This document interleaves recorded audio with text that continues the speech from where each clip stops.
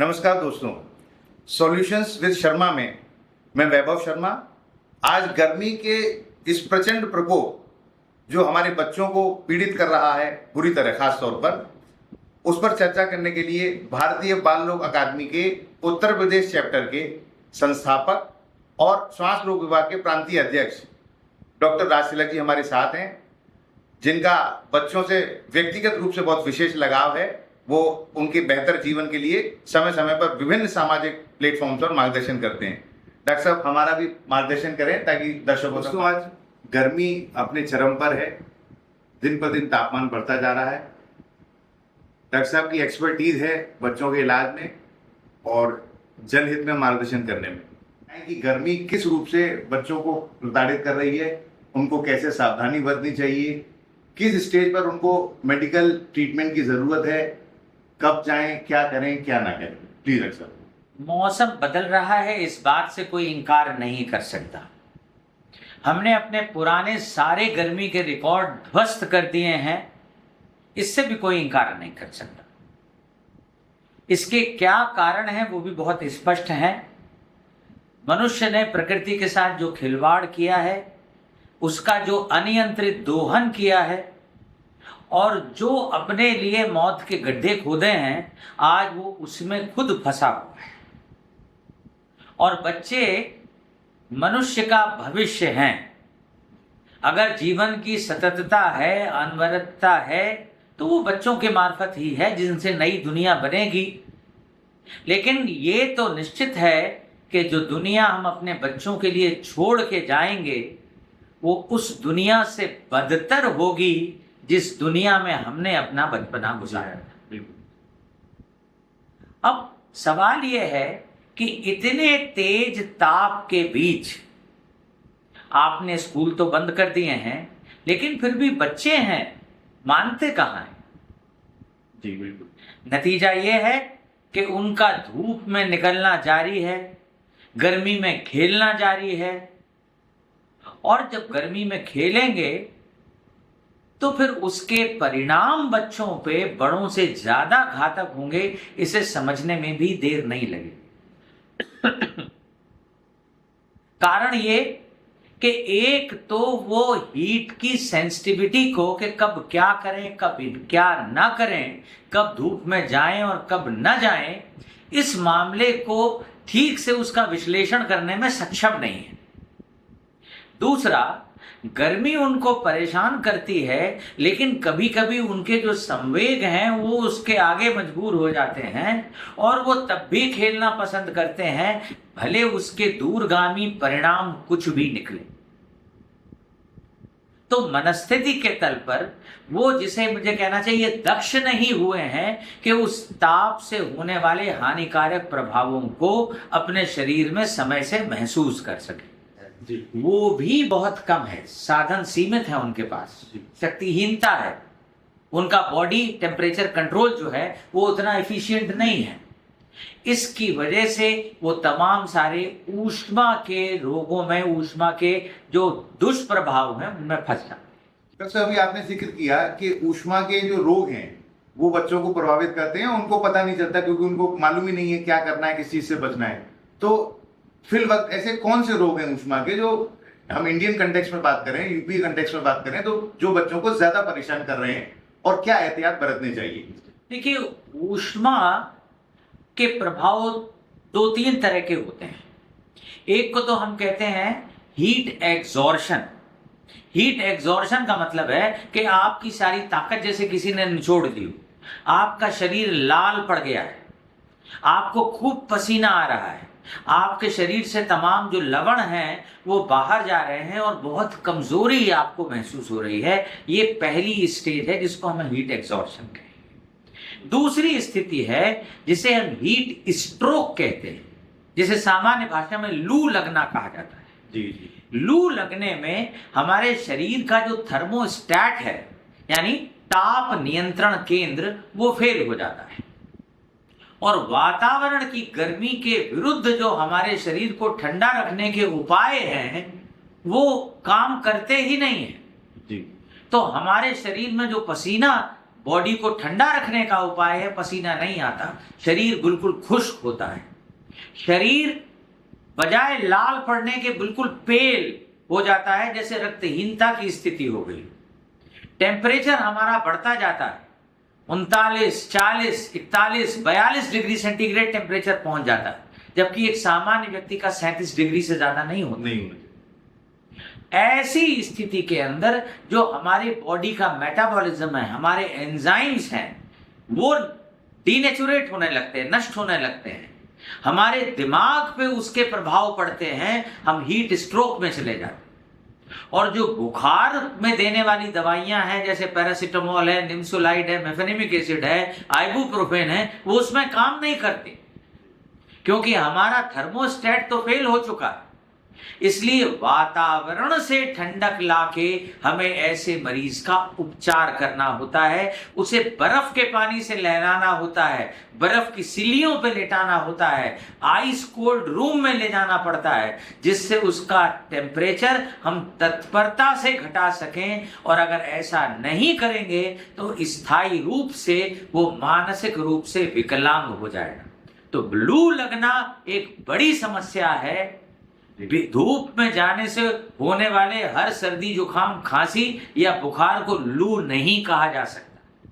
लू एक विशेष परिस्थिति है और हमें उसे कायदे से पहचानना चाहिए। फिर एक स्थिति है जिसे हम हीट सिनकपी कहते हैं, यानी गर्मी होने पे अचानक आपका ब्लड प्रेशर लो होता है और आप धड़ाम से बेहोश होके गिर पड़ते।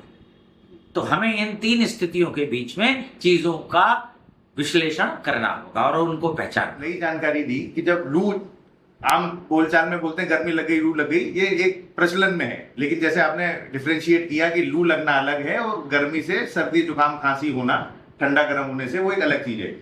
और एक आपने महत्वपूर्ण जानकारी दी जो मेरे लिए भी नई बात है कि ऐसे लू से ग्रस्त मरीज को बर्फ की सिल्ली तक पर लिटाना पड़े तो वो भी कम नहीं है, कोल्ड ट्रीटमेंट उसको दिया जाए।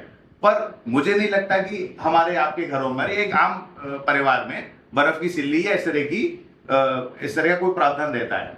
तो बच्चे को लेकर अगर ऐसी स्थिति बन पड़ती है तो माता पिता या उसके अन्य जो अभिभावक है, परिजन है, वो क्या करें और कहाँ जाएं? ऐसी परिस्थिति में मेरी समझ से घर में व्यक्ति का उपचार करना दरहकीकत उसकी मानसिक विकलांगता के कागज पे दस्तखत करने के बराबर है जी। ऐसे मरीज को तत्परता से किसी बड़े और साधन संपन्न अस्पताल की इमरजेंसी में ले जाना चाहिए, जहां ऐसी स्थिति से निपटने के लिए पर्याप्त व्यवस्था हो। जितना मैंने कहा उसमें मैं और आगे जोड़ दूं कि न केवल वो कि बर्फ की सिल्लियों पर लिटाया जाएगा, एयर कंडीशनड एटमॉस्फेयर में रखा जाएगा, उसको ठंडे पानी से, बर्फ के पानी से नहलाया जाएगा, उसको कई बार नाक से नली डाल के पेट में भी हमें बर्फ का ठंडा पानी भरना पड़ता है, उसमें बर्फ के पानी का एनीमा तक लगाना पड़ता है, जिससे हम उसकी कोर को ठंडा कर सकें। और अगर ये काम तत्परता से अगले कुछ मिनटों में अंजाम न दिया गया तो जो मैंने कहा, न केवल उसका परिवार रोएगा, हमारा ये सारा समाज रोएगा और हम चिकित्सक वृंद भी रोएंगे कि समय पे हम वो क्यों न कर पाए जिसे करने की हमारी जिम्मेदारी। डॉक्टर, जैसा आपने बताया कि आइस कोल्ड रूम्स में ट्रीटमेंट तत्काल मिलना चाहिए, विद इन मिनट्स मिल जाना चाहिए, तो ये तो रही ट्रीटमेंट की बात। आम आदमी इस मौसम में अपने बच्चों को ये नौबत ही ना आए इस तरह के ट्रीटमेंट की, तो बचाव की क्या उपाय? गर्मी से बचाव कहीं ज्यादा आसान है बजाय इसके कि हम लू खा जाएं और उसके बाद हम उसका इलाज करें। जी जी। इसलिए एक तो बच्चों को ढीले ढाले, पसीना सोखने वाले सूती कपड़े पहनाएं। दूसरा, पंखा, कूलर, एयर कंडीशनर, जो भी आपके पास शीत प्रवाही उपकरण आपके घरों में उपलब्ध हैं, उनका भरपूर इस्तेमाल करें। नंबर 3, उसको पीने के लिए पर्याप्त मात्रा में पानी और अन्य पेय पदार्थ, मट्ठा हो सकता है, लस्सी हो सकती है, जलजीरा हो सकता है, वो पिलाएं। दूध हो सकता है जी।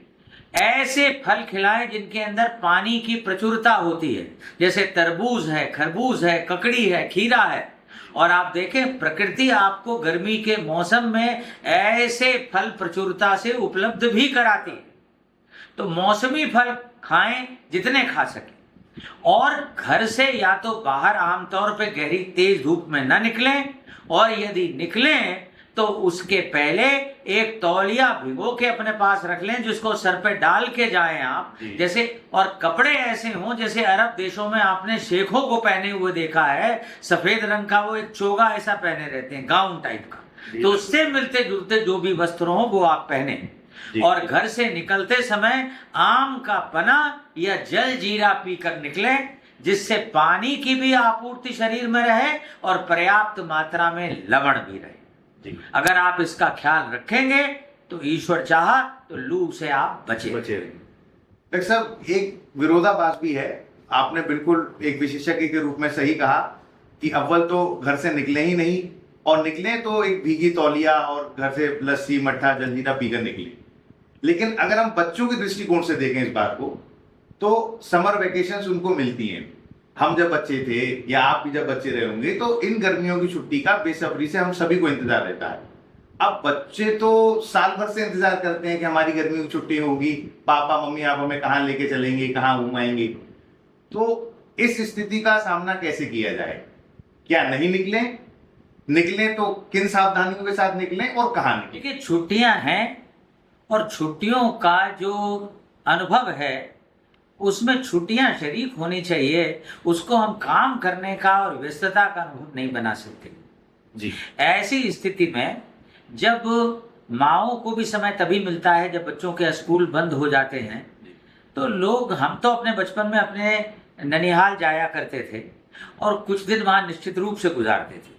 तो एक घर से निकल के अगर दूसरे एक जिम्मेदार घर में आप जा रहे हैं तो मुझे नहीं लगता कोई प्रॉब्लम आएगी। ये अपने आप में एक अच्छा उदाहरण है जिसके अंदर संबंध भी विकसित होते हैं, बच्चे अपने सगे संबंधियों से जुड़ते भी हैं, कजन्स एक साथ एक जगह इकट्ठे हो जाते हैं, खेल कूद भी बहुत होता है, और मुझे लगता है सुरक्षा भी बनी रहती है।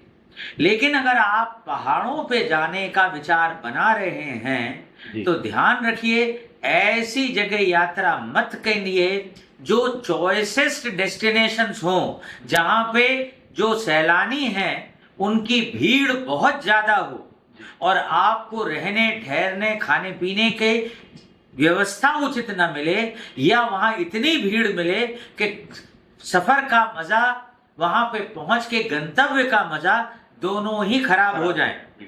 तो ऐसी जगहों पे जाइए जो बहुत प्रचारित नहीं है। जैसे मैं कहूंगा, बजाय नैनीताल जाने के आप अल्मोड़ा चले जाइए, ठीक बात, या आसपास के रामगढ़ चले जाइए, रानीखेत चले जाइए, नौकुचिया ताल और भीमताल बढ़िया जगह हैं, आप भवाली भी जा सकते हैं। तो मेन डेस्टिनेशन से आसपास जो छोटी जगहें हैं जहां पे उतनी भीड़ नहीं है, कोशिश करिए वहां जाइए और अपनी गर्मियां बिताइए यदि इसे संभव हो तो। जी, वैसलक जी से हमने बहुत महत्वपूर्ण जानकारियां ली, और उन्होंने हमारा जो लक्ष्य है सॉल्यूशंस विद वैभव का, उन्होंने प्रॉब्लम्स का ट्रीटमेंट बताया मेडिकल पॉइंट ऑफ व्यू से, और मानवीय दृष्टिकोण से उन्होंने समाधान बताया। उन्होंने ये नहीं कहा कि गर्मी है तो बच्चों को कैद कर दीजिए, वो कह रहे हैं सावधानी बरतिए, नाना के जाइए, वहां नाना के जाकर भी सावधानी बरतिए, चाचा के जाइए, मामा के जाइए, दादा के पास जाइए, और संबंधों को जीवंत करिए, कजन्स के साथ अपना संबंध बनाइए, समाज में घुल मिल जाइए। और अगर आपको घूमने भी जाना है, हिल स्टेशन जाना है, तो ऐसी जगह जाइए जहां आपको प्रकृति का सानिध्य मिले। भीड़ चाल जिसे हम कहा जाता है, उससे बचने की जरूरत है कि भाई सब नैनीताल मसूरी जा रहे हैं तो हम भी जाएंगे, अब मालूम पड़ा कई घंटे जाम में फंस रहे हैं, उससे बचें। तो मैं विशेष रूप से डॉक्टर साहब आपका धन्यवाद अदा करूंगा। बहुत बहुत धन्यवाद। Thank you.